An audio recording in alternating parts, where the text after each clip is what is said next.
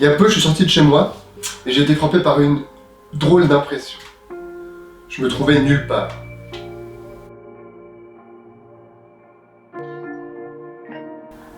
Bon, je me suis réjoui, le temps d'un paix, de cette sensation de liberté, de ces possibilités infinies de définition de l'espace environnant. Puis je me suis senti obligé de penser. Je me suis dit, ne te laisse pas avoir par ces esthétiques analogiques. Traverse l'opacité et observe. Bon. Je n'ai fait que déverser une vérité amère sur mon âme à vif.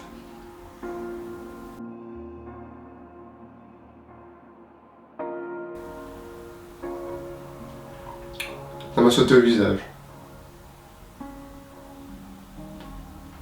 Parmi ces images discontinues de bâtisses de béton, d'espaces de rencontres et de lieux de marchandage, il m'était impossible de mettre la main sur un monde.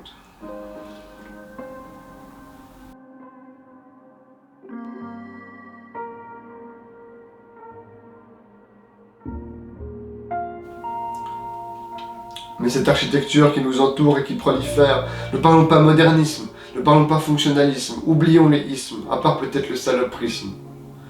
Ne la laissons pas se cacher derrière des concepts, car ce qui fait de l'architecture ce qu'elle est, c'est sa réalisation, c'est son aptitude à faire monde, et pas les élucubrations fantastiques de quelques penseurs bien cachés dans le monde des idées, des chimères et des vernissages. On nous fait résider dans un nulle part symbolique pour être sûr de nous ôter toute volonté d'identité. Et l'individualisation, sournoisement, prive l'individu d'identité pour le fondre dans une masse dont l'inconscience d'elle-même lui ôte toute possibilité d'existence. C'est le communisme de la misère spirituelle.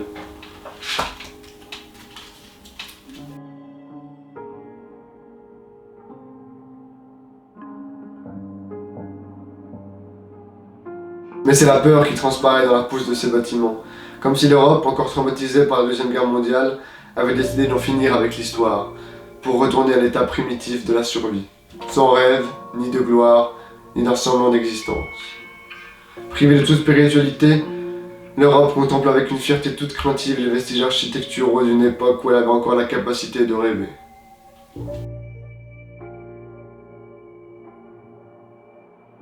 Car les réalités, comme disent nos chers politiciens dont le métier d'administrateur a pris des proportions dramatiques, l'ont poussé à stocker massivement de l'ouvrier bien dressé en zone périurbaine.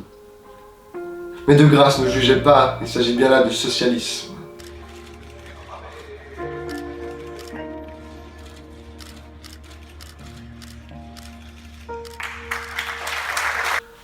Mais ce déconstructivisme amer de l'après-guerre, il faut le combattre.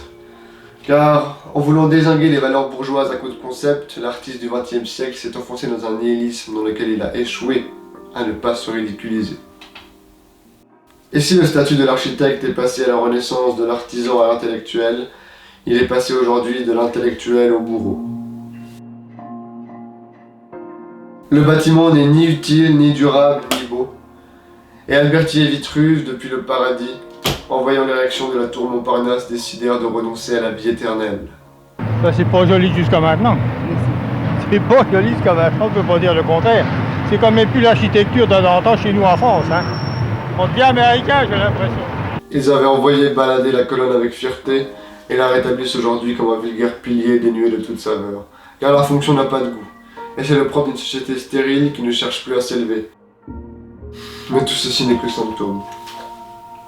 La ville ne veut plus faire ville comme la société ne veut plus faire société. Et cette architecture n'est pas l'expression d'un nouveau génie propre au XXe et XXIe siècle, mais bien celle d'une société décadente qui ne cesse de ruminer et d'exprimer à l'univers tout entier le dégoût qu'elle a d'elle-même. Mais pire encore, ils ont détruit la rue.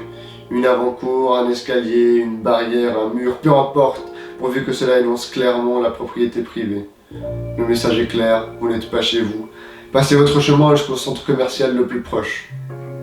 Mais il est vrai qu'il est intéressant de réfléchir aux problématiques de la ville.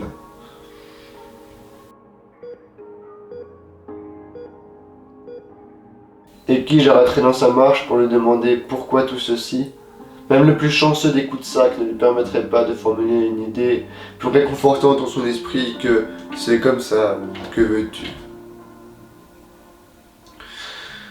et de son air faussement assouvi, il reprendra son mécanisme en s'attardant par réflexe dans ces quelques jeunes arbres greffés aux cadavres encore gonflés de ce que nous considérions un jour avec fierté comme chez nous. C'est qu'il aura choisi instinctivement l'art à profit d'une évolution lente et harmonieuse, à la ringardise immanente à la modernité, dont les architectes ne semblent pas vouloir mettre un terme à l'agonie.